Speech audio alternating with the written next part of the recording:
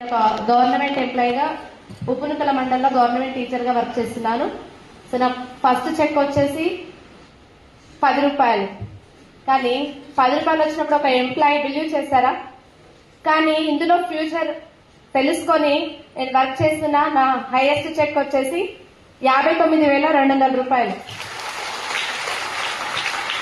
So నాకైతే job ఉంది కదా, నేనైతే ముందు భవిష్యత్తు తెలుసుకొని నేను ఇంటెలిజెంట్ అంటే ఎవరి గురించి వాళ్ళు చెప్పుకోవాలి కాబట్టి నేను ఇంటెలిజెంట్.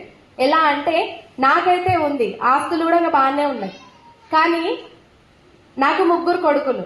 సో వాళ్ళకు జాబ్స్ ఉన్నాయనేసి ఒక గవర్నమెంట్ ఎంప్లాయీగా ఆల్రెడీ యువత అనేది అన్ఎంప్లాయ్మెంట్ ఎలా ఉందో అందరికి తెలిసిందే. Yes or no? కానీ నేను నా పిల్లల కోసము, నాకైతే జాబ్ ఉంది కదా, నా పిల్లలకు వస్తుందో రాదు, వచ్చినా నో ప్రాబ్లం, రాకున్నా నో ప్రాబ్లం. రాకుంటే నా వెస్టేజ్ నాకు ఉంది అనే ధైర్యంతో నా పిల్లలకు సో 3 జనరేషన్ ఇన్కమ్ నచ్చి, ఎందుకంటే నేను ఈ రోజు ఏమైనా నా గవర్నమెంట్ జాబ్ లో నాకు ఇన్కమ్ అనేది లేదు. అందరికీ తెలిసిందే సిపిఎస్ హోల్డర్ అంటే తెలుసు, ఇన్కమ్ ఉండదు. జస్ట్ ఎంతో కొంత 2,000 3,000 నెలకి 60-70 వేల ఇన్కమ్ వచ్చిన వాళ్ళు 2-3 వేలకు ఏం గడుస్తుంది, పాల బిల్లు కూడా కాదు, అవునా కదా?